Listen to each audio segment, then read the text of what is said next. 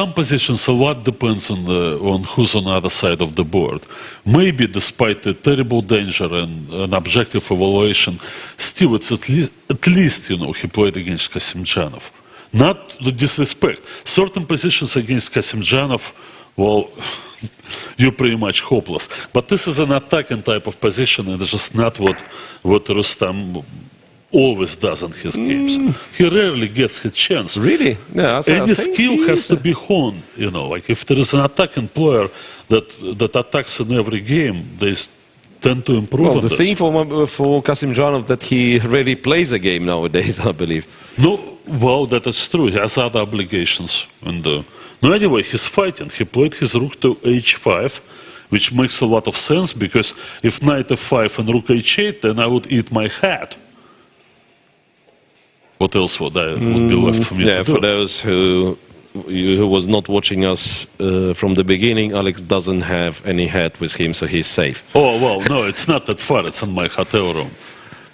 So I'll do it at dinner.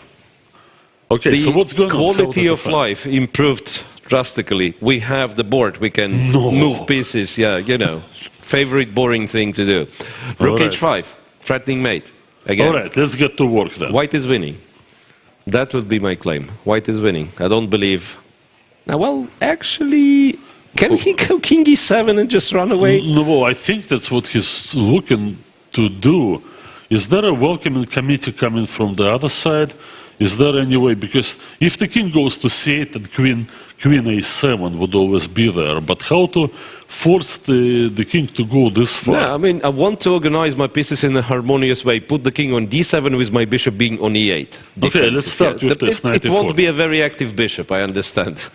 Yeah, let's start with this move, knight a4, for white. Knight to e4. So you want it on c5. Yeah. No, yeah, because the king's running that way and the knight is the slowest piece. I don't feel like I have enough extra material, Alex, so I give a check on b1 and play a3. So you don't want to attempt to play one more queen. Okay. No, wait, then you'll take my pawn. No, I play a3 straight away. So you don't care about queen a1, I don't care queen about d4. anything. Okay. Queen a1, queen d4, no, that's what I could swap wanted the to queens. suggest. Well, I thought so. Oh, maybe. I don't know. That's what I thought. Wait a sec. We have a result. Wesley finishes the game. What's the... Oh, 1 second, please. I need to do something really important here. Wesley. Check. Wesley has won. Wesley won. Well, this position is... no, it's beautiful, right? Visually, it's very striking. Yep. Look at this great advantage with pawns and a beautiful king. No, Wesley has his own kind of magic. Now, what's with Grishuk over there? Grishuk, second draw, tiebreak tomorrow. I'm pretty sure of that. And rook h5 is bad move from Kasimdzhanov. I was told, and knight f5 was much better, of course. With a good game for white, right? After knight f5, still. Yeah. And what's that? That's Grishuk's position. No, that's Grishuk, and they agree to a draw. Yes, and it was like... No, this is... clear some time ago. Okay, look, a queen sacrifice. Queen sacrifice for whom? No, well, Timur Rajabov looks at this. He looks at this position, right? And he says, okay, looks like my bishop on d4 is not quite active. And that's what he does. Tell me what's that? That's what he does. Whoa. Ain't that something? A little question. No. I'm shocked. What's that? Yes, I understand. If I go to g8, then white is apparently winning by taking the knight and going bishop c5 then, right? Well, yeah, of course. White is winning. But how about knight f6? How about knight f6 instead of this? Knight f6? Yes. Now, the thing is probably is the move bishop c5 because... But I don't know what it does. Because in this situation, it appears that I'm going to deliver mate from h6, but I am not the players. I am forgetting about knight e8. Where's my mate? Where's my mate? Not clear. No, but wait, maybe that's my draw. Yeah, well, you do have a draw, obviously. Okay, well, see, I don't know the starting point, Perhaps Rajabov wasn't happy with his position, and he figured, okay, I got a pretty No, way after to knight f6, there is a bunch of moves for white. I understand. Because there is an idea of rook a7. That's what I thought. And knight g5. That's what I thought. But knight g5, you know what? Black can actually take on e6 because it's like you win the queen back. You're not winning material with rook a7. Yeah. So what I thought was nonsense. Yeah. Bishop c5 is perhaps the only way try. To make a draw. Perhaps it's the way to make a draw. Or, Alex, or if he plays queen b7 in response to bishop c5, is there a draw? No, it creates an interesting Check situation. g8. It creates an interesting situation where... I mean, I understand it's risky from Black's point of view, and probably you don't want it, but who knows? Yeah, and then I take on... Yeah, take over here. And then we start thinking, Knight g5. How far did we get here? The mating net, it's not quite mating net, but the queen is hardly in possession of any... But I do the same thing. I go queen c6 and knight e8. Not that I'm very happy with this position, but hell knows what's that at all. I don't know. So I really don't know. It's a very surprising sacrifice for sure. I mean, and look at Rajabov's time on the clock. Well, but in every game they have a time trouble. It's like in 10 minutes, in every game they either reach move 40 or they lose on time. Look, they reached this one. We saw this line. Queen Timur e6 is thinking, but I think he's going to go for the draw. Is there any way to say distract how to get Black? to this knight on e8? Not possible, yeah? No, I don't Not think possible. so. Yeah, because I thought like, what's Black's next move? I don't know, h something. H something. D4. D4, whatever. well, yeah. No, it's probably just a okay, draw. Timur just played the move that Bishop we expected E7, him to yeah. play. No, right, these guys are cool and they'll come back tomorrow. Bishop f8, yeah? Excellent job. Queen takes d5. Yeah, It's it looked not like a spectacular queen sack, but it seems to be only valid for a draw. And Cheparinov has to get his point back in this. I don't believe that he has to be ahead. What? Wait, so we are back to Cheparinov or Artemiev Yeah, here? because this thing is already a draw. But look at this situation. White is poised to move the pawns forward, but there is some kind of counterattack, and That's actually very tricky. but he's got time to figure it out. Of course it is tricky. Should it be the rook that comes back?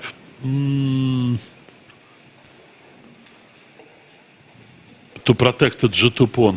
Because, or should we abandon all caution and run with the pawn, hoping to arrive there first? It's a gamble of sorts. No, right, let's calculate. I go forward. A4 takes. Yeah, I know nothing. I push forward. A5, H4. No, just H4, yeah. So basically, we both queen and white has no checks. Yeah, I mean, if both sides continue moving pawns. So usually the one that queens first wins, but no, that assumes that there is a check in this possession, and there are no checks. Therefore, black is much better. Probably better because he will have a check. Doesn't matter what white probably does. winning. Yeah, probably winning. So things indeed are not so simple in that continuation. So if4 rook g2, I don't believe that white can spare any moves in this situation. Therefore, we put a4 back on the shelf. You know what I thought, Alex? Maybe, strangely enough, to kind of force black to take both pawns by playing g3. I also thought of that, but also rook g5. Rook g5, but this kind of gives black tempi. f6. Yep. Rook g3, h4, f5. f5, yeah, and rook g5, king rook f6, g5, and you put the pawn on f4. No, okay, it's just a simple line. And wait, and then h3. Oh, absolutely! Don't give up. That's Takes the whole and thing. takes on a2. And I think black No, is on better. a2. Just take on a2. Oh, no, I'm going to take a4. You I'm wanna not going to give a give check white a and draw take- anymore. yeah. Because You're black right. is simply faster. You're right. All this time wasted. It's amazing, Well, I take one look at this position, and first thing I said, looks like he's going to get it back. And now I'm thinking, and all right, I'm falling back on your suggestion, which is clever. g3 takes a4. a4. And now for black, in order to get those pawns rolling, he probably has to give a check. After Where which, to? I'm not sure, maybe I go back to b2. Takes a5. A5. Now, there is a classic situation that if you do this, white It's rook c2, yeah. quite and within his rights to play this. The pawns, of course, go on parallel course, but since they are queening on the same diagonal, it's only white. Yeah, so it's like black trades, and then a pawn runs, h pawn runs. The moment black pawn is on h2, white. Yeah, so he promotes does it. this. Now, white's clearly ahead in the race. Is success of the operation guaranteed here? 100% Should or be. not? Yeah. Probably. Because, Here, no, king king up, b3, king up, h4, 4, a6. Let's make a a6, threat. a6 once again a threat of a7. Yeah. You know that should Goes work. there. b6. Rook behind. No, I mean, I'm just trying. I'm playing some random moves. I think black's No, but totally if you go busted. rook b6, I just go a7. Why would I play rook? Oh, a2? yeah, you can do this, and then rook a2 next. Yeah, same thing. No, seems like white is winning in this case, and Cheparinov is. Well, Thinking. well, rook f2, a4. In this case that we've illustrated on the Yeah, board, of not course. not in the initial position. It's hard to tell. Yeah, it is. It is really very difficult to tell.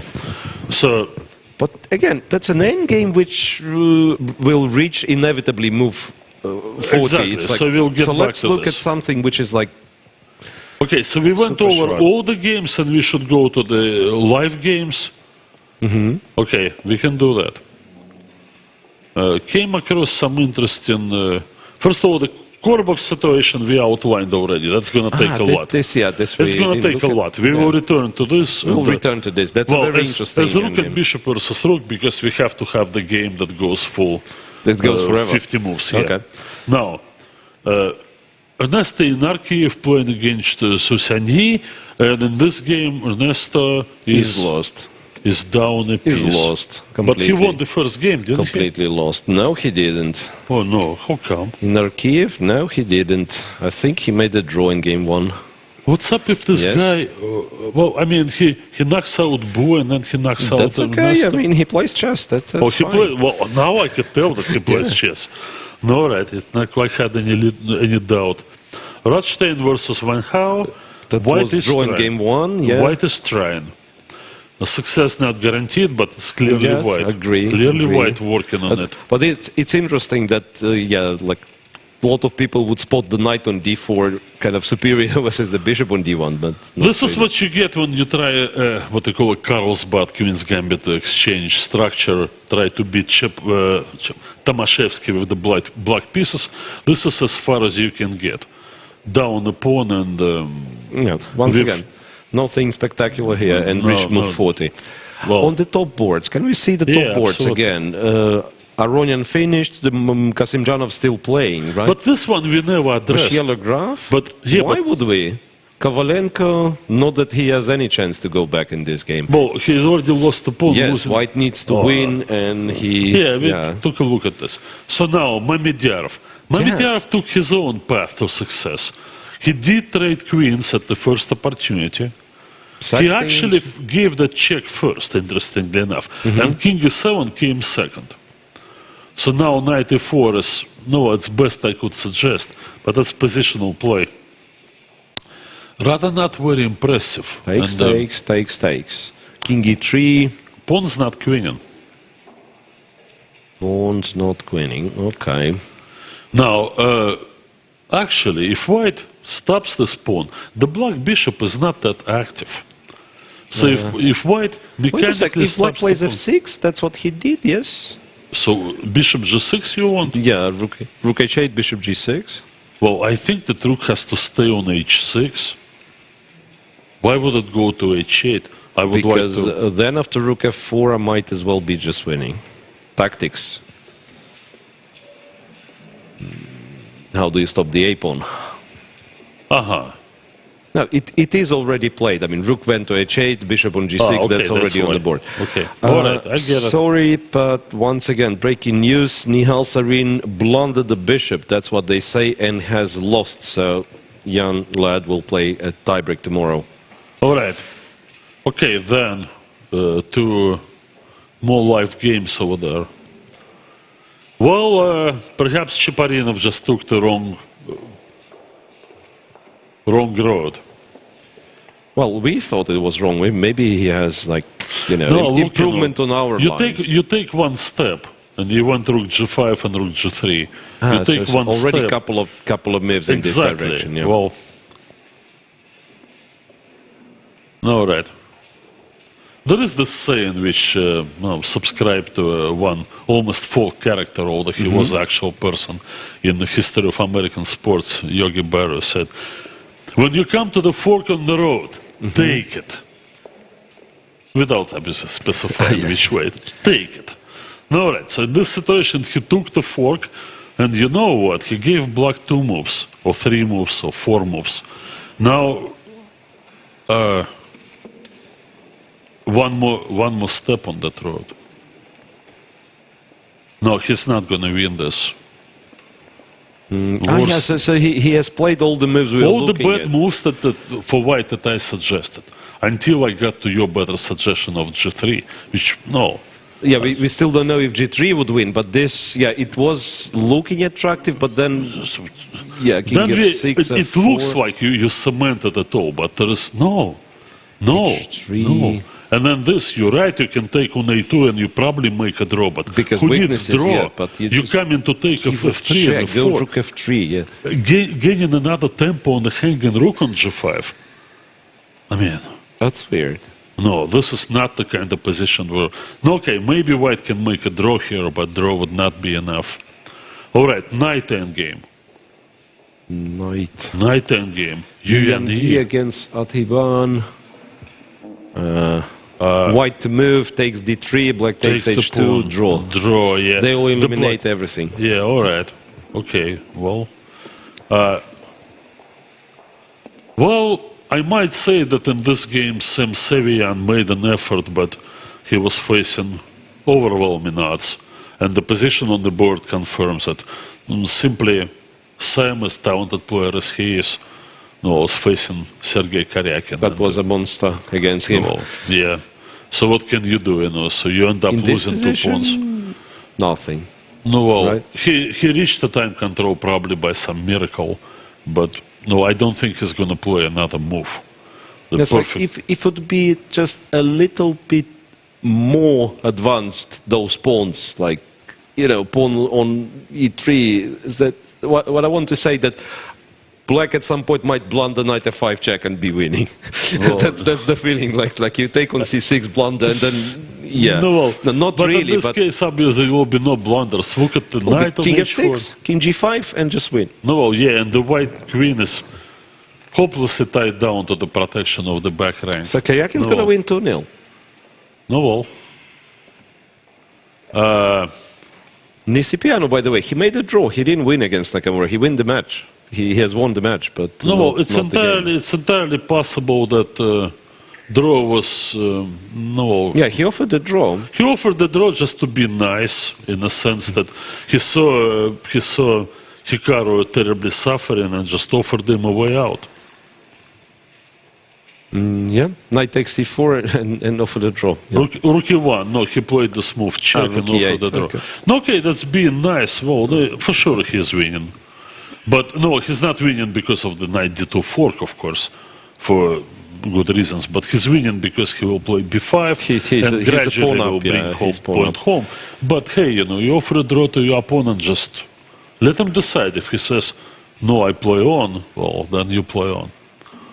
All right, job How well about done. Hari Krishna's game? It's not that far from this. Just scroll down 3-pawn games. We'll find it. Yeah, but- I mean, if it's still in progress. To remind when you, I- Fedoseev has won game, has lost game Lost one, game of course. one. Yeah. I was surprised that they're still playing, but where are they? Okay, it's higher up for sure. Hare Krishna. I think I got to Hare Krishna. So you finally got to Hari Krishna. The king survived on the king on e2. Once I had a game in one of those knockout championships. I played Stefan Kinderman and I lost my first game. In the second game, in order to win, maybe I castled the wrong way. Anyway, I nearly got mated on a1, b2, and then I traveled to the king side like this, and somehow there was no mate, and then I beat him in the queen endgame. Because of an active king. No, well, just because he became so frustrated that he missed 6 mates. Actually, there was no mate, strangely, nowhere. But I mean, it's just terribly irritating that you don't mate the opponent and don't even find the perpetual check that qualifies you. So speaking of... There is extra pawn, that there is extra pawn, but I don't believe that black won't have a perpetual in this position. No, well, that's exactly what we had in the game. Now, one thing is that white is probably not planning to play white cannot queen e4. go queen e4. Yeah, but it's not his turn, of course. But what white wants to do, white wants to go h5 at some moment. Obviously, queen g5 check is there, but he may consider it maybe under better circumstances. But black's resources are also not unlimited. You calculate variations and you look for your checks. If they don't quite bring the point home, then how do you improve? You only have 2 pieces in the attack. Yeah, right. So, well, I think... Rook f1 check, we consider or not? Here, for black? No, just for giggles. I mean, I'm not even saying it's a good move, but it's just a move. Yes, you can. No. Well, I don't know what... Oh boy, that's Osevian, finally. That there was a funny finish of this game of Sevian. If you can bring it back, that was... if I can, yeah. It just ended. Disappeared. Well, I will bring it back because everybody wants to see a funny finish. A funny finish was... What's the funny finish? Stalemate finish? He was trying to achieve a stalemate, yes. So he was waiting, he waited so the king comes and takes that, and then... And queen g3. And if black takes with the pawn, it's a stalemate. Right. But there was no way. And then black, I can't take the queen, goes king h5 and gets... And then queen g4. Yeah, of course. Speaking of comebacks, can we go all the way to board 22, I guess? Or 21, Vei against Anton Guijarro, because I was told that Vei actually has got a chance to come back, and this will be so far the first comeback with the black pieces. Well, from the looks of it, he's up the exchange and has got his pawns on d43, but white has these 2 guys going. The question is J and H. But isn't h-pawn lost? I would hazard a guess if black eliminates the h-pawn, then he does force the tiebreak. No. Yeah, I think black is just winning, yeah. Bishop h3 check doesn't really bring a whole lot into the mix, right? Just a check. I might even go king b8 farther away from just the jumping not knight. To get any... Yeah, the jumping knight, who needs to deal with that? h5, bishop takes it. h5 and now some trick. Yeah, that's really weird, because in such positions, when you realize your h-pawn is lost, you try to sell it for the higher price, right? And then you try to do g6 and gain material, and then you lose even more. Yeah, that's terrible. No, well, I have a feeling that this will not last long. We don't know how...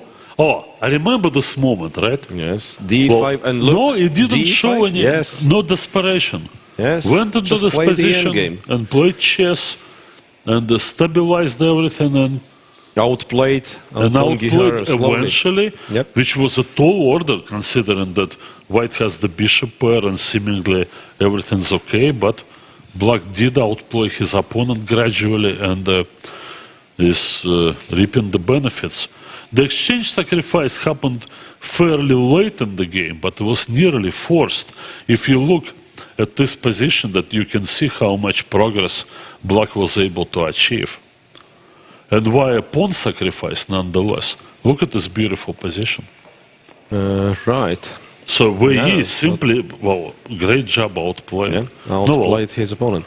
Yeah, a lot of matches finished. I was told, just a second. Yeah, there will be a lot of tie breaks. What else? Andreikin has won, and he's through MVL is That was winning, that- that we had seen it, yeah. Yeah, that was that queen side pawn mass that decided Yu it. Yan Yi Yu Yan making Yi, I a draw never- against Satriban, so 2 draws and a tiebreak tomorrow for those guys. Well, yeah, we just saw that because they're Yeah, running the out. knights, yeah.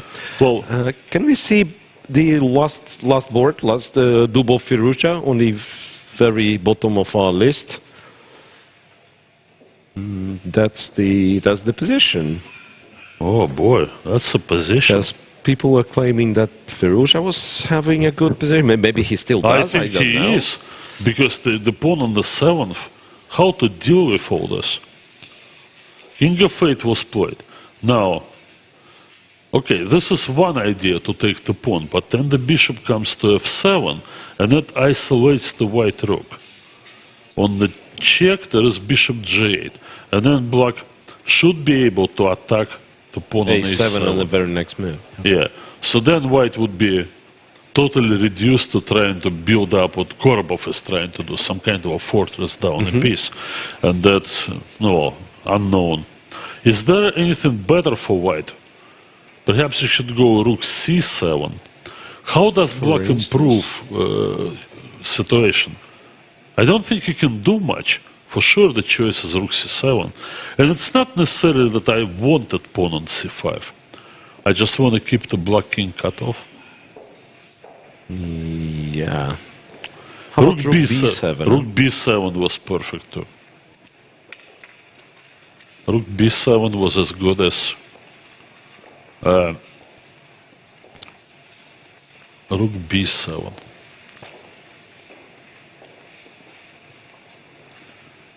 So you force the bishop to c6, and then you play your rook c7 if you want it. Well, I don't have many squares to go to. So this thing is yours. Takes on c5. Well, have a here, like at least the king is escaping from the 8th rank. No, well, yeah, that's the move. And it's funny how the pawns and the white really needs to keep the last rook on the board. Otherwise, down the bishop, you always, when you only have left as king as pawns, you tend to get in zugzwangs all the time. And you might not be able to You mean like if the rooks are traded, you might even trade lose? rooks. Yeah? You might, and I'm not sure about No, this. yeah, you particular- probably don't lose. Yeah. No, well, sometimes. Okay, so how many games survived the time trouble? Quite a few, yeah? Well, we never looked at Rachmanov versus we did. And we never will. It's a rook endgame. What was the That's draw. result in the first game? That was a draw, right? I don't think that anything could happen here, but a draw. Is black playing for a win? Yeah, I assume so. but he yeah. cannot get the king involved, can he? He cannot get the king involved. Now, I mean, how many games left? Because I it's don't about know. the time for Some that's games. more than 10 for sure, right? Oh So yeah, many more. I think we will have reasons to come back here Yes, after our that's second what break. But okay, this one, let's round this up.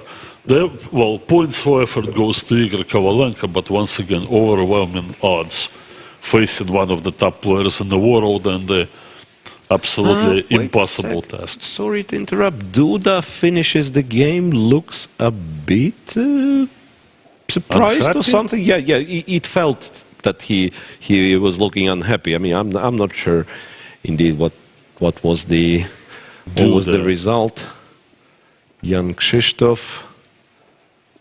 No, I mean, He doesn't have any reason to be unhappy. He won 2-0, right? oh yeah, I see 1-0 there, and then Yeah. besides, No, it would that's, take some gigantic effort to mess up with white. Well, certainly he didn't. No. Well, yeah, he easily won, they say. Yeah. somewhat depressing thinking for Rustam Kasimzhanov. Of course, Rustam realizes that he blew some great chances of equalizing this match, and the cool demeanor of Shakhriyar Mamediyarov in this difficult situation deserves praise. So you of course. think White no longer has a chance to play for a win? Yeah. For those who are wondering, we are back to board 7 to Mamdyarov and Kasimdzhanov. If we have a camera here, it would be nice to see. Well, all right, so this is the first move after the time control. So Rustam was already sitting there for 15 minutes. If there was any kind of plan for him to follow, well, perhaps he would have played a little earlier. No, thing is that, fine, you can stop the A pawn with your rook coming over from A8. But how do you protect your pawns in the center? You have to King step. E2. No, yeah. So more and more news, and we already have one of the pairs for the next round. Duda will face Andreikin. Both won their matches in classical chess. So in round 3, that's the first established pair. Yeah. Duda will face Andreikin. All right, so this is what Cheparinov decided to do. He realized that the plan with rook g5 was terrible. Sorry, moving away, but no, let Kasimdzhanov think, well, nothing's happening. Maybe this will be the case. Nothing's happening because they, in all the games, they've reached the time trouble. Same, nothing happens to Cheparinov because he realized that, you know. He lost a few moves, but okay, anyway, we'll see. So what I think we do, we go for a break. That will be the second and perhaps the last break for today. Who knows? Unless some, monster games again. 131 maybe it was yesterday. Well, there is some potential for rook and bishop versus rook. I have a feeling that we're gonna visit that. Possibly today, maybe some other time. Very common endgame. Yeah, so 131, 132 moves so far is the record, and we are working on improving this one. Stay tuned, guys. We'll be back shortly. All right, thanks.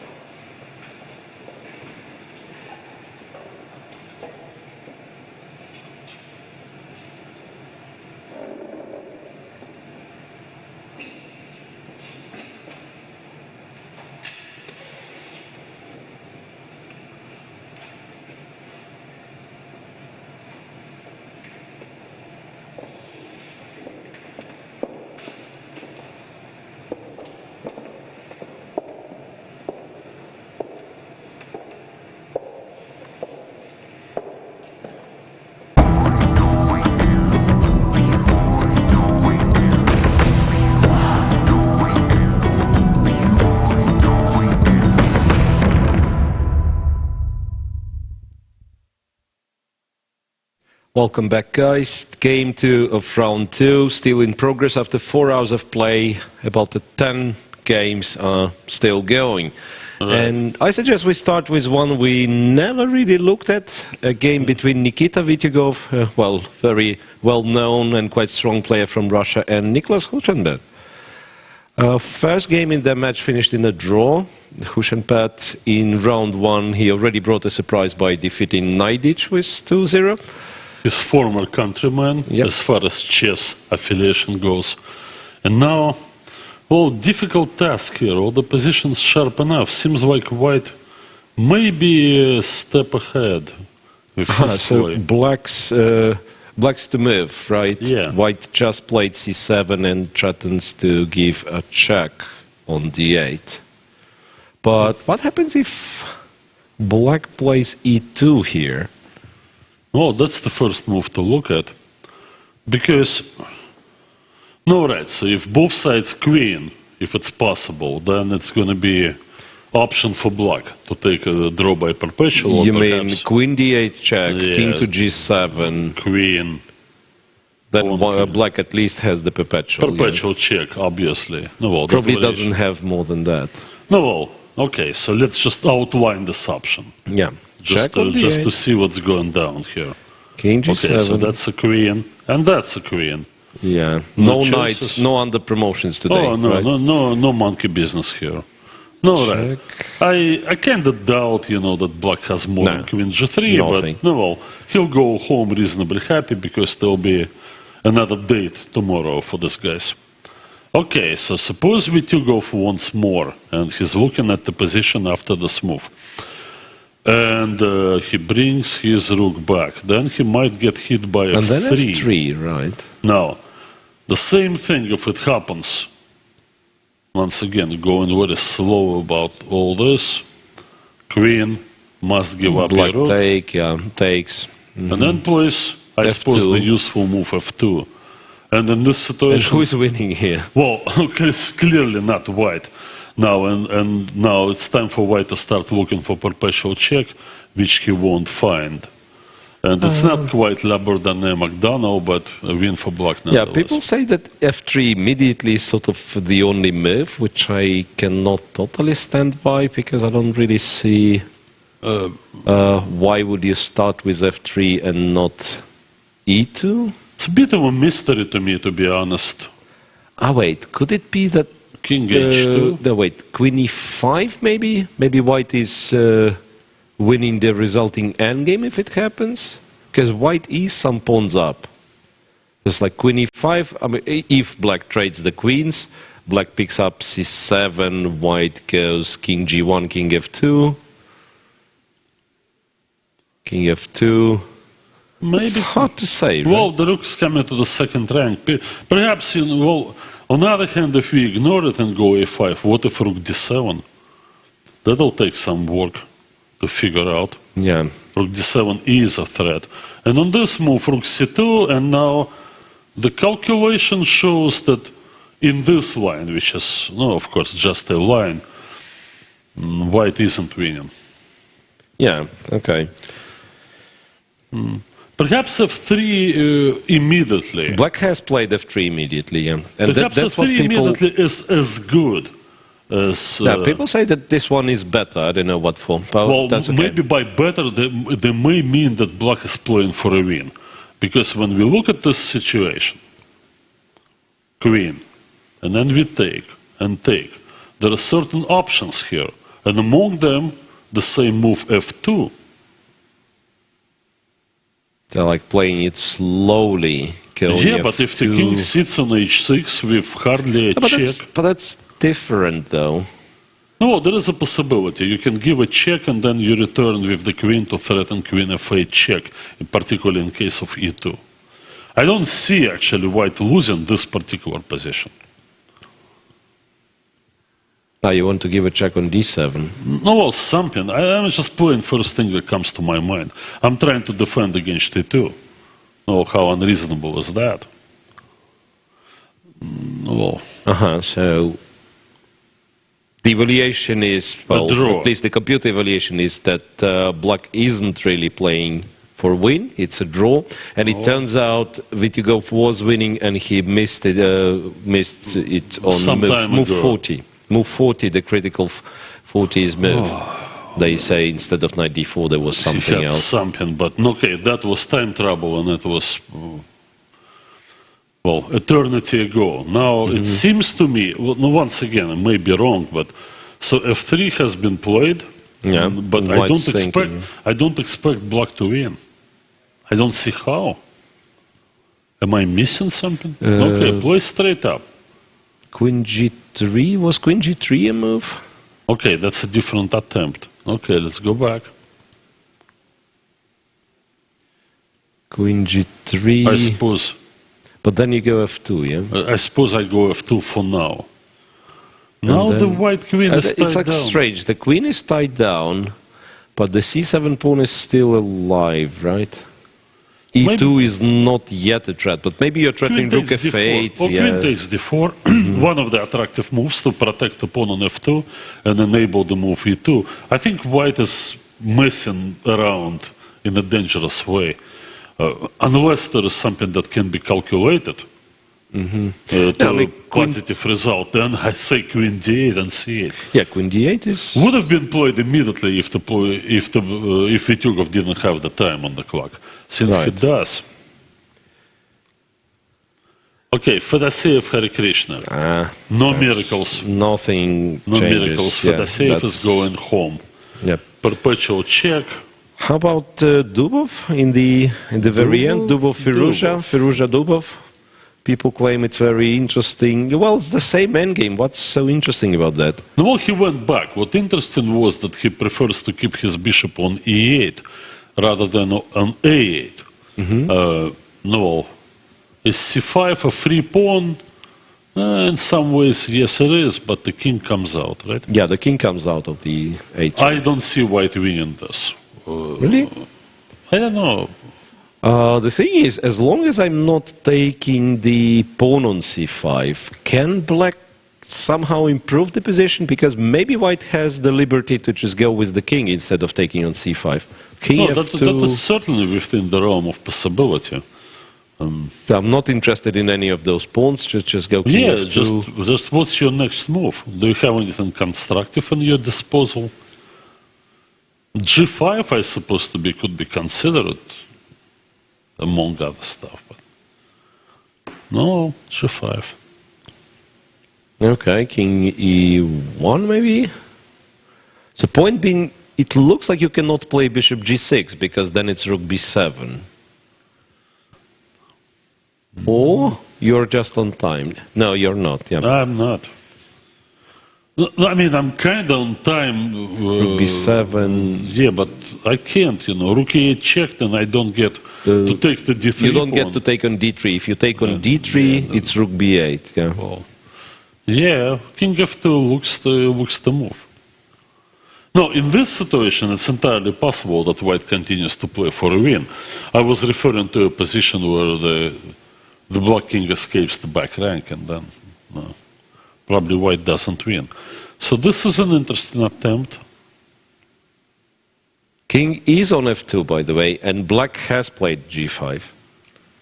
No, And yeah, I don't know why I had to be so fancy with going king e1, because king e3 does seem to accomplish the same job. Bishop g6, we go rook b7.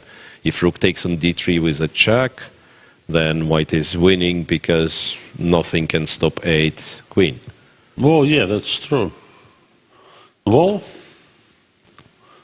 okay, he will move the king for sure again. He will move his king.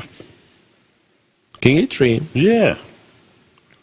Let's go h6. for it.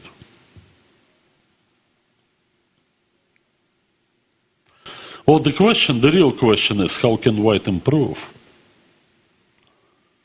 Bringing the king is okay, but rook b7 once again runs into the same move, bishop c6. So let's now bring- with the additional benefit of hitting the pawn on g2. Won't black at some point run out of moves? Okay, So I'll say G4 then. G4, or maybe even G3. I mean, maybe I want to take it slow so that my pawns on the king side I are on might dark as well go squares. H5 and reply to G3. Yeah, I don't- H4. I mean, just not to have the pawn on light square, just in case. But yeah, G4 is good enough, let's say. What's what black does do? And a draw for Fedoseev and Hare Krishna, that means Hare Krishna is... Fedoseev is going home. It's Yep. going to be not a happy flight back to St. Petersburg for Vladimir Fedoseev, whose struggles continue. Remind our viewers that just relatively short time ago, about a year and a half or 2 years ago, Fedoseev was on a big upswing. His rating was around 2740, and it's been all downhill from there. But he's young enough to... All right, we briefly mentioned this position as the rook endgame that cannot be won. between Rachmanov and and- Vidit. Yeah, let's call but the he's- names of the players Yes, as well. of course. But he's... Vidit is trying. Vidit is trying. He's got two passed pawns. Far advanced. White still. Well, actually, remember we said something like king is not entering, but maybe white needed the rook to stop the g pawn, and now black is threatening to go king e4. Yeah, that is Maybe true. he's just winning, yeah? King e4. Well, suddenly... Indeed, you know, once the king king comes e4, to... huh? If you have to give up your f-pawn... No, right, so we can look at the line beginning with the move f5. Yeah, f5, king e4. to e4, for instance. Now you can do... Yeah, if you go f6, I'm afraid rook f2 and g2 should be winning. Yeah, king Yeah, c3, because- you don't want to be cut on the back rank. Well, I think here... But I want to take a look at this position. King c3, yeah. So now, what's the move? Rook c2 followed by d2 appears to be queening, but white can also queen, strangely enough. d2, yeah. I gotta go f7, I suppose. Or do you want to give rook g4 check? Yeah, that's what I'm thinking. Rook g4 check. No, rook g4 check. King f3. Or maybe f5. King f5, just to take the pawn.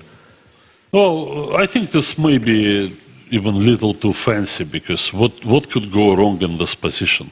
I mean, pardon You me. just stop this Yeah. and promote the pawn. Yeah, So I agree. I think this is too fancy, and I believe that the only move to play in this position is to play f7 while you can. Hope against hope that you don't get mated when the new queens appear on the board. f7. No, but this has to be lost now. Well, there is no c5 square, but there is a5 check. So let me make an effort here. Meanwhile, who was So- that? Andreikin, Artemiev. Artemiev has finished the game and the match. It's a draw against Chaparinov, which means Artemiev is through. So this strange-looking position is still not that clear to me. Where is the mate? Nice to give checks, but we don't get to take anything major with checks here, so he cannot go back to a3 on account Yes. of queen a5. Yes, that's mate. That's mate. I mean, unless you go to b5. No, but- well, yeah, well, I mean, where else? Strangely enough, you cannot pick off that rook on g6 because your own king is in the way. But I don't believe it's such things. I believe it has to be. Wait a sec. Van Hau with Rothstein, and Van Hau apparently won. I don't recall this game at all. Can we see what was happening If there? it ended, you know, then Yes. we have to go there. I Van bet. Hau with Rothstein, it's towards the end.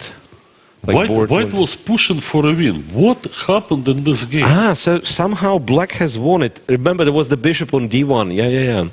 Something like that. They had this position. Yes. And I look at this and I thought, no, right. I didn't think that white would necessarily but, accomplish anything, but to Where's lose the it. bishop? Where white bishop is? D1?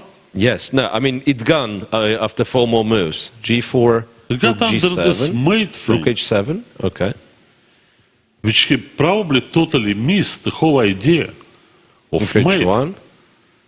Takes. Oh, sorry, yeah, king f4, rook d1. No, he that's couldn't just, save the bishop because the bishop was dominated by the knight. Perhaps even in this position, strangely, after move rook h8, I'm beginning to get some concerns. But couldn't I save this position by going bishop to f3? well, you probably could. If it It's came not to like, this, if it came to this and sticking that bishop where it doesn't hurt anybody, how am I getting mated here? yeah, but rook c5, they say, was a big mistake. After rook h8, it's really, Lost really, already? really, not lost, but really, really Unpleasant. tough. Really tough. Yeah, Swidler made the draw for those who are curious in the YouTube chat. They will play a tiebreak tomorrow against Yosipenko. All right. All right. Some of the anarchy of lost, of course. We Safar got it Lee here. won against Nihal Sarin, yes, that we know. So let's go back Some to... games are still in progress. Yeah, let's go back to running live games, Yeah, indeed. And so we had Dubov, but from the top, Mamedyanov. Okay, that's some developments there. Black was able to win a pawn somewhere, some area of the board.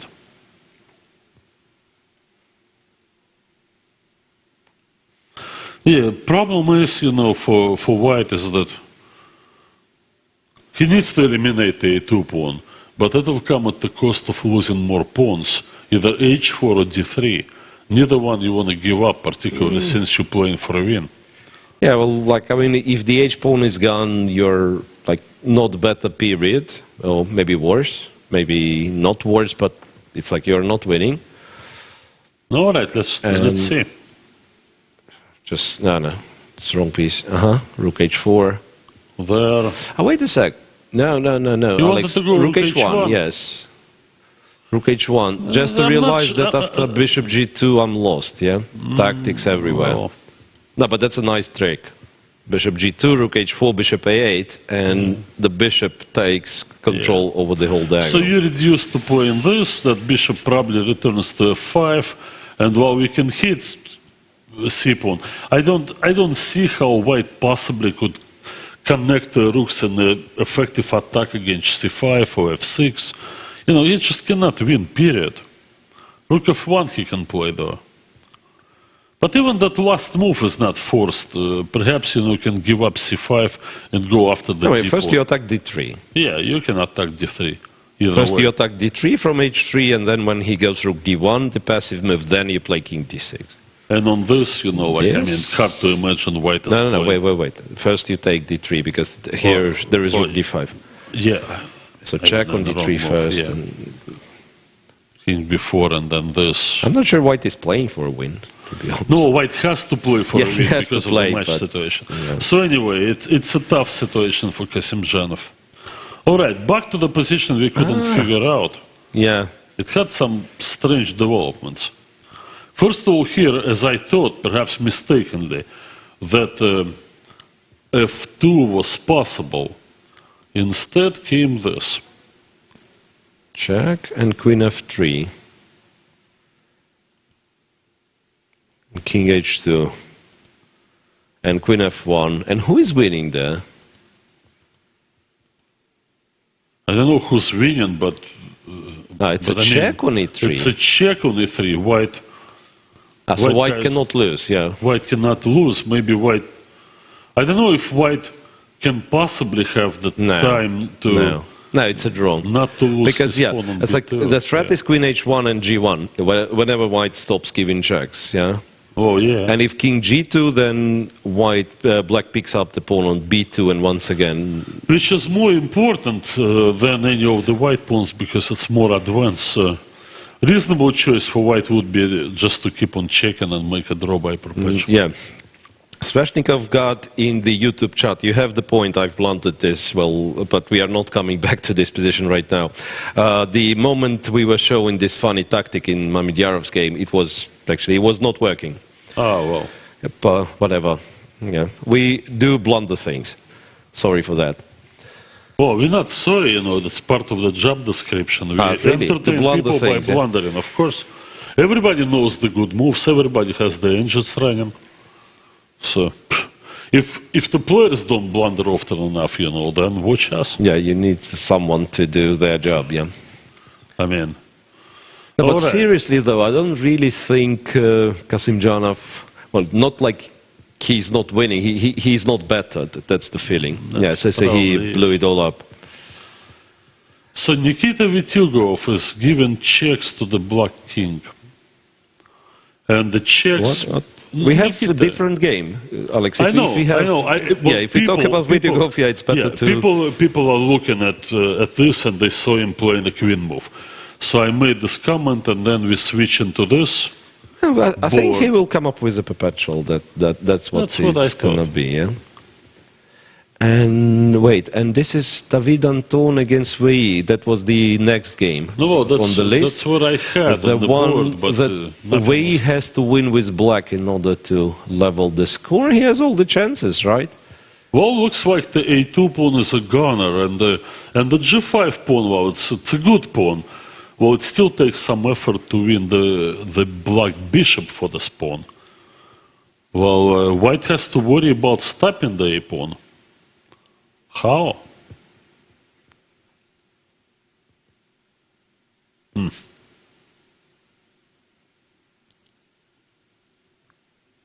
Stopping what? G pawn? No, white or has the to A make pawn. an effort stopping the black A pawn. Don't see it happening. No, neither do I. No, make some effort to do this. Take that pawn. You Rook take. A2. If you take, you also had bishop G6. Bring my bishop back. Okay, let's say I'm playing in a primitive fashion by going A3. Just want to promote this pawn. I have a passed pawn, so I move it forward. Right you are. Rook B2, A2 seems unstoppable. And knight C2 can be effectively Takes. met by the Takes. capture. Now, well, it seemed like he was winning. We mentioned that we nicely outplayed his opponent. They've entered the other force in sequence. White went bishop F5 at once, Rook A2, and I'm guessing it's G6 which is on the board.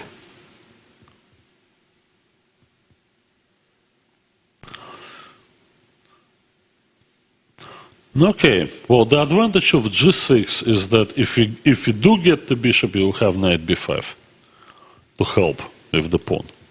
So it's certainly a better attempt compared with the capture of the pawn on E3. Remains to be seen if it's going to be successful. Now, one thing black perhaps has to worry about, if he gets too comfy in this position, Well, actually, yeah, that's not so easy, it seems. Yeah. Could so you it play a random move such as Rook B2. No, okay, random just, move? Okay. yeah. And then the pawn goes forward. Yes. And in reply to this, there is There is bishop. bishop e6. Bishop Yes, E6, that's a problem. And And then black? black plays king not yet E7 in because trouble, otherwise I'm out of ideas. And No. still wins. Well. Let's play a few. Thanks, yeah. A2, C5. Ah, you mean A2, you take on E3. I try and- to play C6 because the E3 pawn can be rounded up later on. Could be. Well, okay. If capture on C6 comes with check and so on, this position is not that Yeah, it's not automatic, yeah. not that automatic. So good effort is made by Anton to save his bacon. And okay, so what else do we have? Mamidyarov we Yeah, saw. that we've discussed 100 times. There must be more games, Alex. There's a three. Yeah, I'm scrolling down. Korobov game, pawn structure change. Ah, Pawn wow. structure change. Can we return a bit in this game? Because I know quite a few things about this endgame. Yeah, and I never First had a of chance all, to... yeah. First of all, if A6 pawn is gone, it is winning. You have to be careful, but it is winning. You attack F7. You put the pawn on G4. You trade everything on Yeah, no. You attack f7, you put the pawn on g4, you put the pawn on g5, trade everything on f7, go king d5. Well, But- yeah, let's show it on the board. It's Apart- very, very it instructive. will take- Even with funny moves. Yeah, let's make bad moves. Let's make a lot of bad moves here. So, But to show what White's idea is, like in Okay. essence, right? First of all, White needs to win the a7 pawn. all right, bad Takes. moves I like. Yeah, lot of bad moves. Yeah, now Well, obviously there is rook f4. Yeah. Bad moves continue. Rook f2, g5, and this is the position White should be aiming for, because now exchange on f7 and king d5 and White is winning. All Of right, course, so that's lots of blunders along the way, but the final position is achieved. Now, this probably concerned Korobov, and for good reason, and therefore he first of all moved that pawn forward. So what he's attempting is to create an attack against the white so pawns. if a5 is taken, rook e3, trying to swap Well, as many pawns as possible. And he actually reaches his goals here, and may not lose. I know there is rook Yeah, a7. but that's a different position there. I know it didn't happen in the game. King d6 was played. Of course, it's a different position. So, no possibility to activate the rook yet, and it went back. And now White applies this positional squeeze, not letting the rook come out of a7, and does it in a very instructive, gradual fashion. So he almost trapped the rook. No, Look. he couldn't quite get the King rook. c5, he's threatening king b6 to trap the rook. No, but king f6, and now if king b6, then you run into this, because Yeah, your king yeah. is too far. It's always questionable if you can trade rooks with the a pawn still present. You may be able to win, but essentially you play in a king and pawn endgame with 2 against 3, with unlimited number of spare moves provided by the bishop. Not clear. Vityugov and Hoshenberg agree to a draw. Yes, agreed to a draw. No surprise there. But we couldn't reach the final position. I mean, Well, not the final, but the current position in the Korobov's Yeah, game. and this whole thing was repeated a few Yes, times, yes, and now okay. the critical move, g4. And G4 now takes. comes this beautiful point of But White's why play. g5? Because king b6 and g5 check. Brilliant. So that's some sort of a study-like idea. But what was Okay. wrong with rook c7? All right, let's show this on the board. So suppose So that was messes the around. problem, yeah. Well, yeah, this is the problem. That was the problem. Now we go to the move rook c7. This I don't quite understand what was the problem with rook c7. Because the rook is not really getting trapped, and by the time you take the a5 pawn, I should be able to go king g5 and f5. Interesting. I don't know what to say here. How can White even apply the squeeze, He needs to put the rook on e5 and play g5 to put the king back in the cage on Already g7. million moves made, Alex. That's the current position. All right, well, I So he understand has that. taken the pawn. Now it's Now, this. from my rough estimation, once you can anchor the bishop with one of your pawns, Yes. you always win. No, but this is winning because you can always speculate on rook's exchange. So it's like No, you, yeah, you because cross you- the d file because you just offer the rook straight. You cross the whatever all right. file you like. Anchoring your bishop with your pawn means no trade for your last pawn. You're completely right. It's the same thing. Now, I don't think Korobov has many chances to survive. On the this. last board, they say Firouzja is winning against Dubov. Exchange up? No wonder. What? Where did the rook go? Maybe he had no other choices. He was stuck. So he in- went g5, h6. At some point, went bishop g6. No, he went to Rook this thing that d3. we knew that he was losing the exchange. Well, I mean, possibly there was some decisive improvement for White otherwise. So he goes for this just to keep the game going. Gets this far.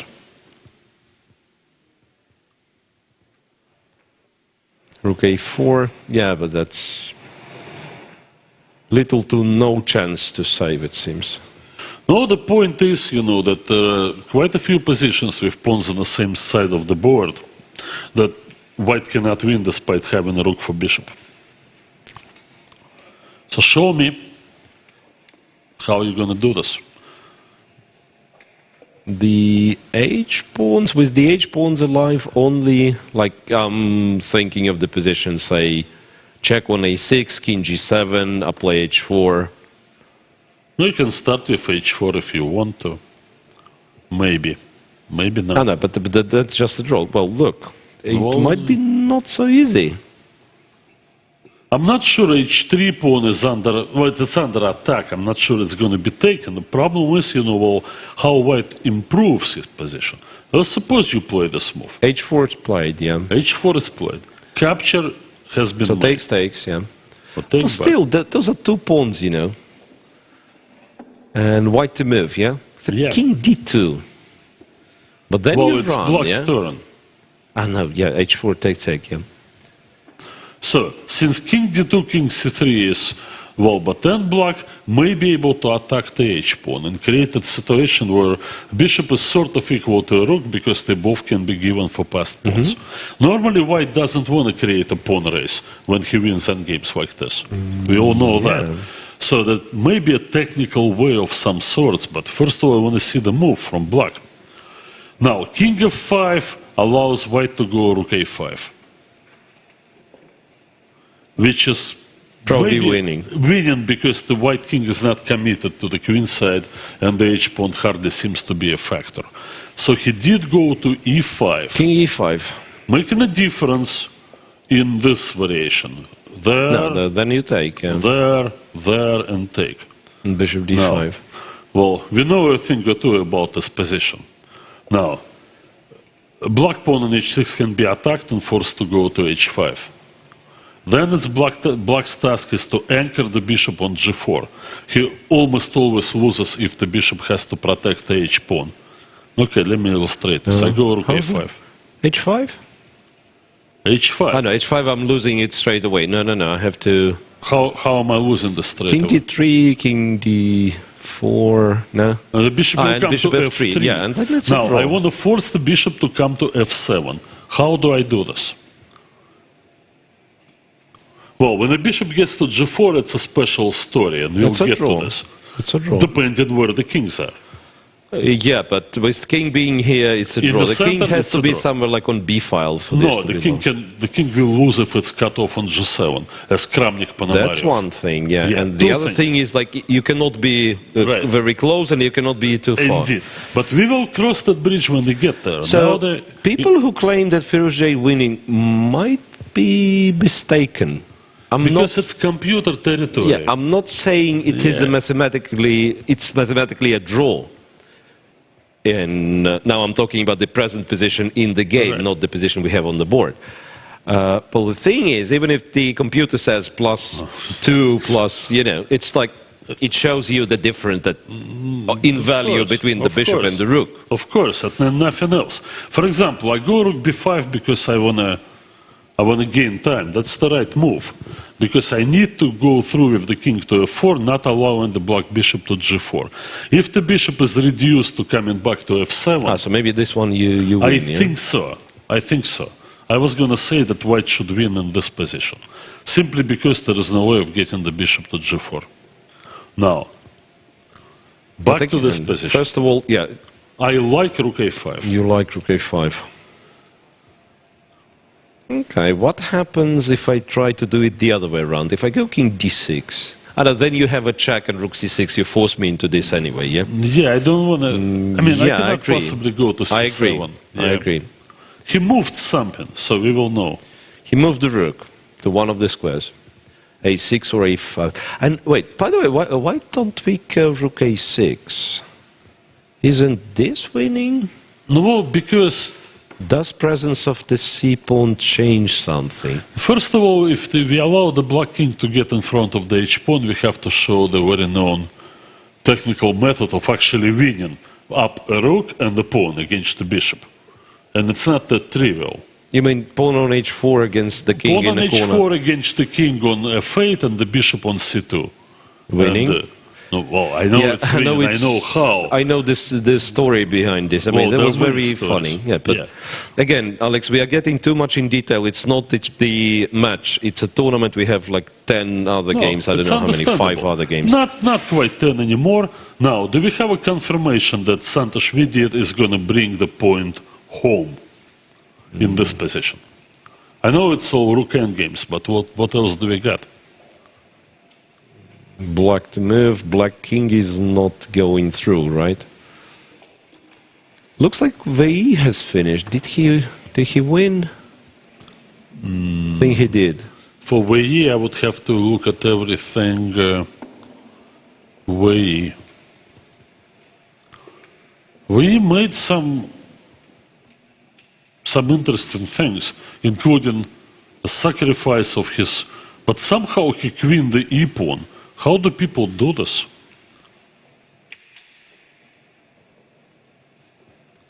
So he was able to take the pawn on e2, a3, Okay, g7, bishop f7. look, we were reaching this position, right? Yes.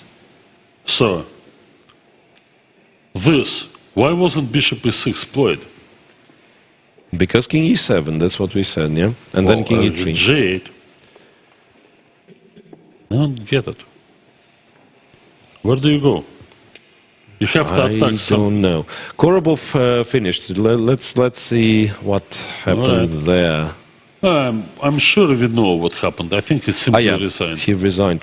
No, the position was so hopeless when So coming back to this, I'm curious. Was there a forced win? Rook b2 is a good move, but it may not be a forced win. Or But rook b2. Look, I need to calculate this variation. I just. But this game is finished. Now, why would we All need right. this? Yeah. Okay. Okay. Somehow, maybe it was better to play bishop e6. He didn't, and He didn't, and he went bishop h7 and got his knight trapped. Rada couldn't stop the e pawn. Okay, we go back to games still in progress, and we find one game. so Firouzja went rook a6 and took on h6. No, I've got to tell you, if king f5 is played in this position and he goes by the book, then we're going to be here for quite a while. Now, there are many famous games that reach this position. One that comes to mind is the game between Enrique Meking and Rustam Kasimdzhanov, where Kasimdzhanov had material advantage with black, and he won. He won. He won.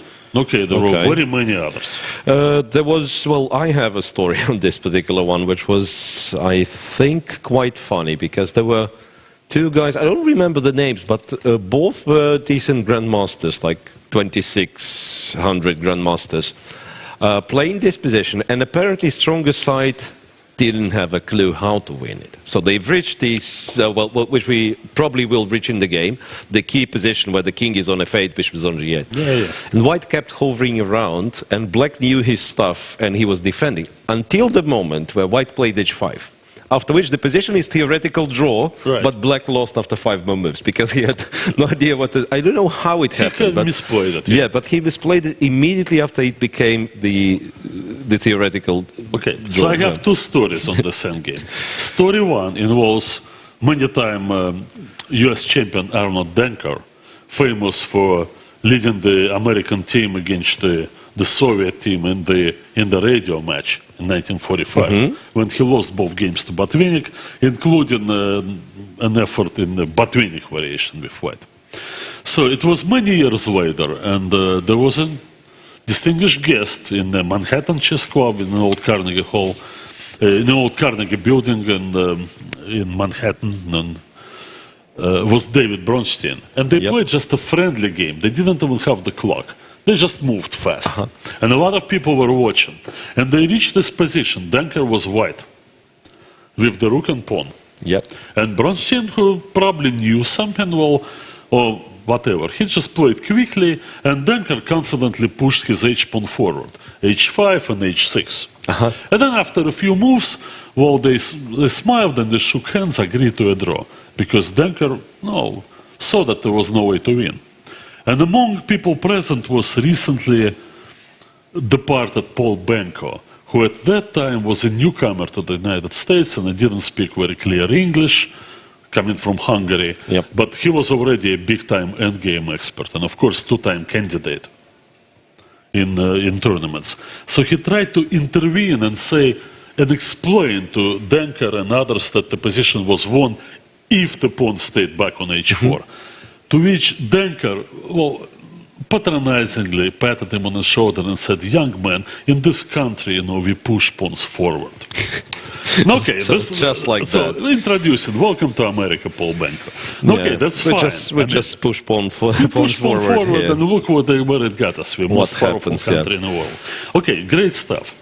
The second story that I have was an American tournament, and it was a game played between Grandmaster Jesse Cry and Alexander Stripunsky. And in that game, they reached the same position, only the pawn was on the other side, on the A pawn. And they played and played and played. Nothing happened. It's not the only game, right? Oh, I'm sorry. Nothing. Oh, no, there is something.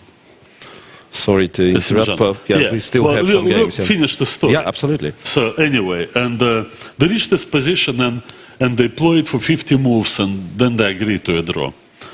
And Jesse Cry comes out and he's so fuming and says, "I know it's winning, I just forgot how. And the first person they bump into is Grandmaster Jan Elvest. And they say, "Jan, is this winning? How?" And Jan says, "Oh yes, of course it's winning. And I just spent a week with the Bangladesh Olympic team talking about this position and similar positions." They say, "Okay, great. You spend a whole week with the Bangladeshi team. Show us the win." And Jan says, "Oh, it's not important. What's important is that we looked at everything." So it became clear that Elvis Doesn't remember. doesn't remember. Doesn't remember himself. So this is how it was. That's a lot of chess endgames that normally you have to know. And then when people ask, you say, I know. Like No. Philidor, how many times I lied to people about Philidor's position, rook and bishop against the rook, before I actually, started it. So now I'm not claiming I'll be able to do it like with 1 minute, but I know the method finally. But before that you say, that's famous Philidor's position. Strongest side is winning, rook and bishop against the rook. I had this in Tilburg. Please show me. When the former world champion Anatoly Karpov simply called up, about 10 grandmasters and said, "Okay, a Philidor position, can anybody show how to win it?" There were not too many takers on that challenge. Well, I don't know, maybe because I have a lot of time on my hands, but both endgames I know to detail and I probably need about, some kind of increment or delay on the clock and I'll win them. But no, it's special case. So anyways, is there any way for White to... How many games are in progress? 3, no? Well, this is the game. Mamedyarov is still playing against... And 2, 3. So 3 games in progress. That So where to means go? I'm missing some results. And by the way, we have already, for all the games that finished, we have the results for most of the games that finished. Would you like me to look at some games? Maybe let's show the results if we have the technical possibility to do so, because we have a lot of pairs for the next round already determined. Indeed. So... All right, here we go. For instance, as we know, Mamedyarov and Kasimdzhanov playing, and Safarli leveled the score against Nihal Sarin. The winners of those 2 matches will play each other. So they're coming back. Yeah. Same goes for the 4 gentlemen involved in the lower in the bracket. Well, they all played their games to draws, and therefore they'll continue tomorrow. You see Daniel Yufa versus Luke McShane and Sanan Sugirov versus Timur Rajabov. But then we have already a pair for the next. Exactly. For the next win stage. by Dmitry Andreikin by a count of 1.5 to half, and 2 wins by young Krzysztof Duda over Tamir Nabate, and Duda will be playing Andreikin. Does that mean that Duda is going to be white in game 1?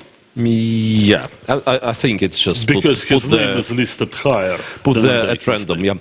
All right, great. Going down, same More story, tie-breaks, 4 draws. There was tie breaks, missed, didn't have time to say it.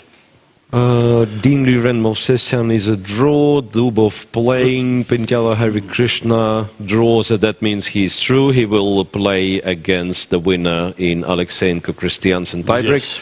Krysiak will play the tiebreak against Benjamin Bok. The winner will be paired against Zhu Zhenxi. Is that correct pronunciation? Well, I whatever. don't know. Well, we mangle his name. all One the time. Hao won, and will face. No, it can't be Dominguez. Or Dominguez or Abbasov. There were no wins. It is. Yeah, the Abbasov Dominguez who are to play the Oh, tiebreak. yeah. No, well, that's the tiebreak. What happened in Gelfand's second game? Let's find out. So it's the next. I believe that's the next screen, right? We'll just wait, for the change. So- Nepomniachtchi is through on the strength of his win today. Nepovic Tomaszewski. That's Tomaszewski. Now, well, I don't know if it's the fire meets whatever, water, but it's an interesting matchup. Now, we got it back today, so the tie breaks in both pairs against Anton, and Adhiban goes against Yu. Possible matchup between two Chinese players, but they yet to prove their superiority. Sergei Karyakin, strength of 2 wins, is already in there. Vitugov versus Hushenbet. 2 draws. Yeah. 2 draws. Vidit is playing against Rakhmanov. That will be the game we will show later. And Demchenko lost to Wesley So today. So Wesley is in. Not list of upsets has not. Maxime Vachier-Lagrave, Yeah, that's yeah. if speaking of those on perfect score, Maxime has 4 out of 4. Yes, of course. Gavin Jones and Dmitry Yakovenko played 2 draws, so they'll continue tomorrow. And Peter Svidla and Andrei Yasipenko will play the tiebreak in order to be paired. I mean, the winner will be paired against Clearly, Nisipiano. the upset of this round so far is Nisipiano's elimination of Nakamura. Yep. That's obviously the story of the day and continues a somewhat surprising string of subpar performances of Hikaru Nakamura in World Cup events. Now, we already said to see Lequan Gliem versus Vladislav Artemiev. They both won by a count of 1.5 against, respectfully, Anton Korobov and Ivan Cheparinov. 2 draws in Matlaka of Gelfand. For the right, they will be playing for the right to play Levon Aronian, who defeated Parham Masudlu by the count of 1.5 to half point. Right, so we are left with 3 games only. This is the end game, as we agreed, which will probably go for So let's for a very look at long this time. one. Let's I look at suggest we something. look at Vidit because we have to get the job done here. It's only 2 pawns each. Does black promote or not? Why doesn't have any... last move being G2, Yeah, he and then gave a King pawn. F3, and then Rook F1. Can you stop it? There is some kind of Rook F3, check Rook G3. Rook to be F3, Rook considered. G3 is another threat, yeah. Yeah, to be considered. Possibly, not really. Can you be on time if you give like check, check, check, force the king to G1, and then try to, for a counterplay on the other side? So, massive checks over there. You drive that king to G1. The king is 1 step away from coming out, and then you make your best effort by coming Rook J8. I mean, I don't see this possible. I mean, nothing's happening, the pawns, there's just nothing moving here. White is lost, white resigns. You can't really make a passer here. It doesn't matter how close or how far the black king is. It's just an automatic win. Now, he went immediately for the run with the king and played king b5. So that's the position. So the main question is what's happening here? Does anything happen here? Nothing, the king goes to a2. The king goes to A2 and white A2. resigns. That's what happens. Well, yeah. Find the shade from these checks. Don't need to mess around with winning with rook against pawn. Get this far and you'll get a queen. Now, stalemates, the last check. Nah. Hey, I just asked. Yeah, well, I'm known to resign in the position where there was stalemate, so I have the right to judge. Yeah, Well, that was precisely here in the World Cup 2005. I won game 1 and game 2 I was winning. That was a draw. Then I got into unpleasant position, and then I thought I was lost. And apparently I was lost, but there was no reason to resign, because the moment I thought I'm losing my rook and I have to stop the clock, it turned out after the game that the rook could not be taken, because in this case I would escape with some beautiful queen sacrifice and stalemate. I mean, those stories from World Cups and previously World Championship elimination tournaments, you can feel a book a size of War and Peace with the tragic stories. The drama is what makes this the most exciting. Now, I must say that Firouzja is very well aware of the difficulties in winning that endgame. That's why he chose a different strategy. Instead of grabbing that pawn on c5, he let it be. And he is proceeding with the straightforward plan of winning the black bishop for the h-pawn and winning the wait game. a second. The pawn is on h6, bishop is on g6. That's what I see. Well, he's gonna run into Zugzwang, I believe. Black. Firouzja? Black? No, because the king because the comes king's- around and takes the pawn, and what do? You stay around the bishop on g6. You can never let the white rook come to g7. So that is clever. Yet. No, yeah. Now King it's only a F7. matter of no, time. wait, king f7. What? And then what? And then bishop goes. When you give a check, I go to f8. It's too late because it's too late king because comes the to pawn is- f6. You cannot allow that No, but wait, but how is the draw then with pawn on h5? because Where your my pawn king is never on h6. If my pawn is on If h5? you put the pawn on h6, it goes to the corner and self-stalemates. So the moment the pawn is moved to h5, the king has to be in the H8. corner. Yeah, and Okay. because there is no... I mean, there are pitfalls. That's why that Grandmaster lost. He must have played the wrong move. Yes, I'm getting there. But I'm trying, but I cannot keep up Yeah, with so those somehow games. those... Well, it's not your fault, it's the software's fault, because we kind of waiting for the move to appear on the board, and bump, and 5 more moves arriving. No, that's how it is, indeed. He played his bishop to f7, as far as I can tell. That allows the white rook to come to g7. So Vidit has won finally, right? Yeah, this game disappeared And they will and- return to the game we started with, to Kasimzhanov Mamediyarov, after we see the conclusion of this one. I believe it's a short way in coming. Yeah, the king is already on d6. So Now, king Dubov f5. is double shuffles, king f6, king f7. Yeah, but shuffle is ended, king f5. King And now f5, he's and that gonna- will be it, yeah? No, Bishop to g7 d3. check, king f6. He's And now gonna it's a extend. check, king f6, h7, Yeah. nothing to be done. Very clever play from the youngster, Firouzja. He did not go for the c-pawn. He never let the black king get in front of the pawn. And very, very well deserving victory. Yeah, so congrats to Alireza Firouzja. That Bravissimo. was the penultimate classical game of today's round. All right. I feel for Dubov though, because, well, he is, well, very rich of ideas. He played very interesting chess, and He won a piece today, today He was up a yeah, he bishop. was up a bishop, yeah. but walked into something that he didn't expect to see. Now, well, Black's winning chances disappeared, but Shakriyar doesn't seem to care, because he thinks, rightfully so, that he's holding a fortress. That's the position. yeah. That's it. That's as far as pardon me, rook h7, but they will move about. They already moved about for quite some time. Not much time left. And fancy Kasimzhanov is schmancy bishop d5. still playing on seconds. Bishop d5. No particular threat, but it's just a move.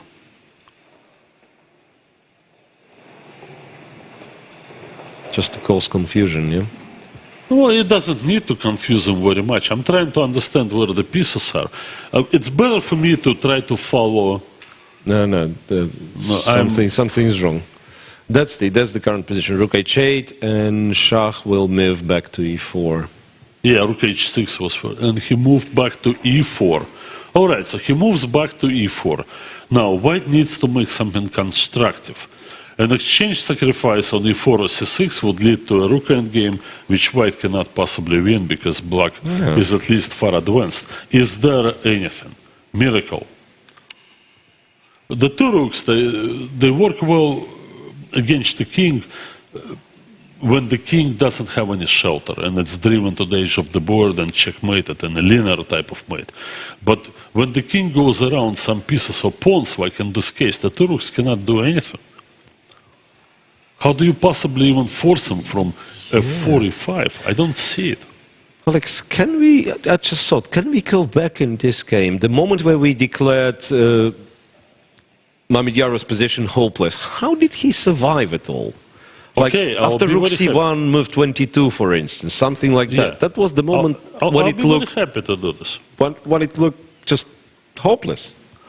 No, well, maybe, look, this is the critical move, bishop d7.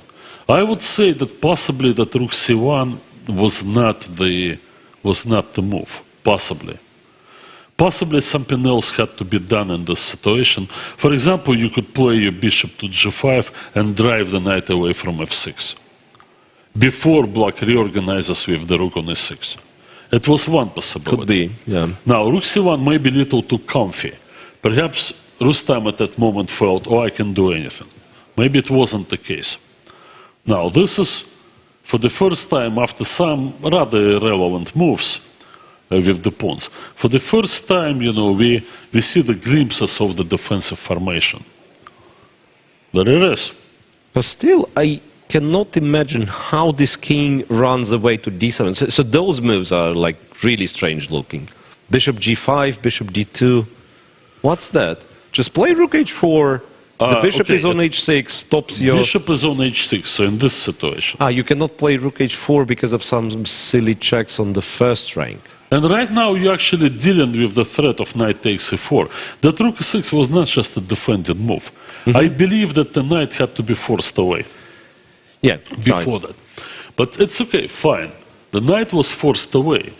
But now the inconvenience is that your king is not hidden from checks. It became messy. Clear that he misplayed something. Yeah. They say the final, well, not final mistake, but something like rook h5 and move 33, there was still a chance, if I'm not mistaken, somewhere here, like white was still, f5, white was still much knight better, f5 we to say, stop king e7. we say knight f5, yeah. No, this is the thing, you know, those moves. Well, and now we have this situation where the game can last practically forever because Kasimdzhanov needs to win and he cannot really do anything. So once again... How many moves? Okay, now it's... Same thing. It's silly, right? We do the same thing. Let me check this position. c6, last pawn move. Okay, on 55. Move 55. So okay. 105, right. But here we still have pawns on the board. White can move and then we get another set. Well, speaking about the situation, I can feel Kasimdzhanov's pain. As a player who's generally referred to as a positional player, well, simply throughout my career, I didn't have enough practice to hone my tactical skills. And in attacking positions, I would make misses like this. Not every time, but sometimes. Well, people like Shabalov, who attack in every game, or whatever, Christensen, or I don't know, many, you know, they just do it all the time, and knight f5 for them is as natural as anything, as the smile of a newborn baby. And just play knight f5. And we, positional folk, we try to calculate, and we just go wrong. Besides, you mentioned that, at least compared with Shakria, Rustam is clearly doesn't have a chance to practice playing tournament chess so much. Okay, where are we at? Oh, I don't know. Somewhere. We somewhere. Check on e2 and king f4. That's the position. Well, the c4 pawn can still be saved from h4. So it's probably not the end of the roundabout journey. No, wait a second. I'm actually thinking that Shah is trying to, to just force a draw. He goes king g3 here, for instance. He did, or no, he no. may Well, go. just for instance. Oh wait, king f3. By the way, does it? No. King f3 is disregard it. No, king g3. King g3. So attack the h4 rook. So point being that Actually, it's not going to be disregarded. He may go king f3 and push the f pawn forward. I wouldn't put it past him. I won't do the same with king g3. So king g3, rook d4, or whatever he does. And then f4, and then, f3, then take everything on c4, play f2, and go to the next round. Oh, this is tough to deal with. Looks like white doesn't really have a Okay, chance. come to e7 now. f3, Check him. king goes to, well, not to h2, yeah, to f2. To go to f2 h2 would be awkward, yeah. Now, King at f2. this moment in... so king before you sacrifice. Not necessarily. I know, but I just want to finish the sub. And that's a draw. My king is not on c2. I cannot force black back behind the pawn. That's a draw. Well, you make a good point that Shakhriyar doesn't want to sit there for 50 moves. He wants to make a draw on the board. And he's got time. He's ahead on the clock. Yeah, rook h4 was played. It was. He's thinking. He's calculating the line we just went through. And he pushes king g3. Yeah, king g3, rook d4. And rook d4 forced. He's going to go f4. Yeah, very likely. I played rook e7. Can I do any better? I can't. Yeah, well, it's My rooks, they have no scope. They have no... check, yeah, king f2. I played king before, but how could I possibly improve and stop the move? Even rook takes c4. I agree with you, Evgeny. Black didn't have to take, but, well, if he makes a draw, but... Yeah, I mean, there is king e3, which is just like strictly better move, because I'm winning a tempo. I might switch to the same line, but... No, well, I absolutely agree with this, I cannot possibly argue, but... We're looking at the best case scenario for white, and it's still not good enough to win. Nah, everything's gone. Well. How many tie breaks? Yeah, that's what I'm trying to figure out. So it's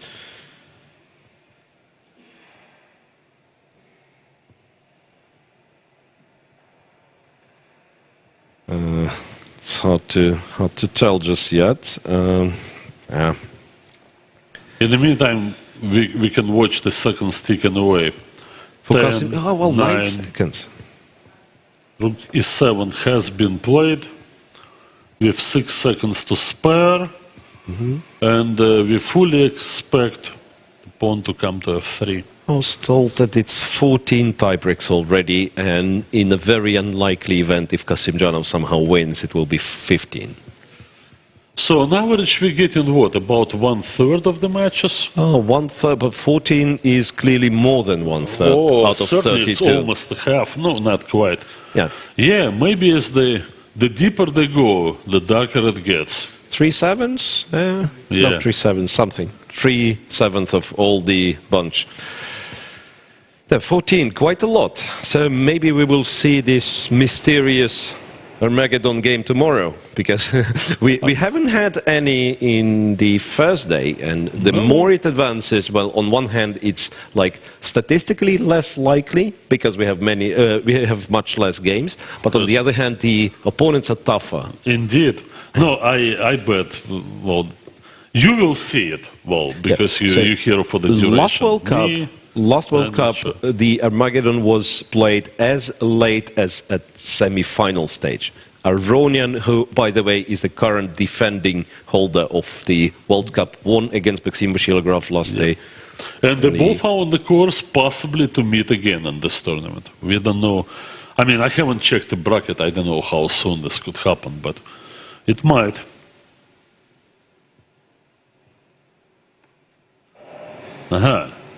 So he moves the rook to h4. And now, question is Shakhriyar going to capture on c4? Oh yeah, he took about 3 seconds to do this.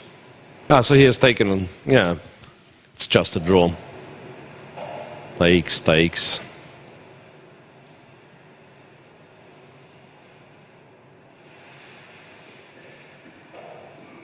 And then...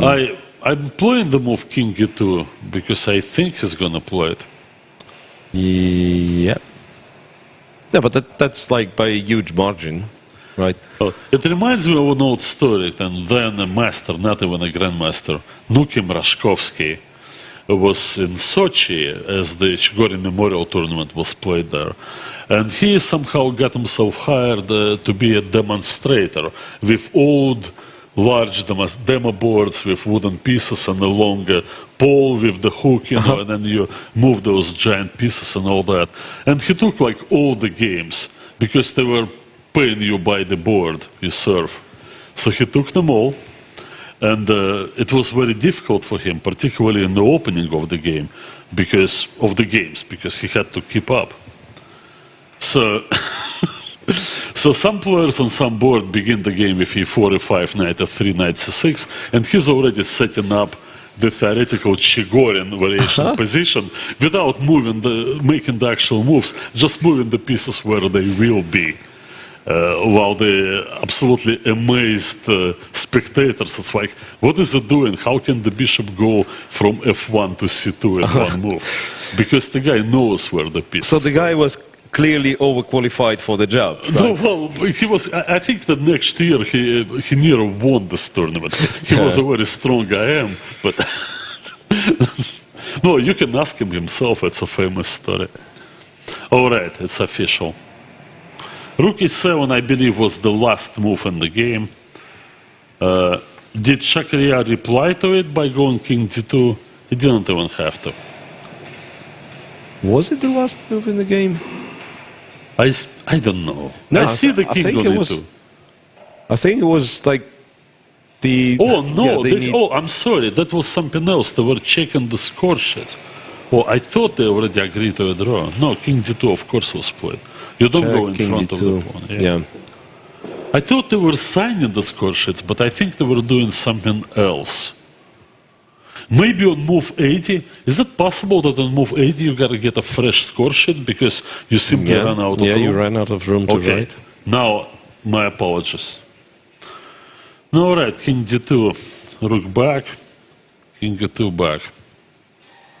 Well, to state the obvious, Shakriya Mavidyarov does not sacrifice pieces unless he calculated everything to the end. Not in the end game, at least. Oh well.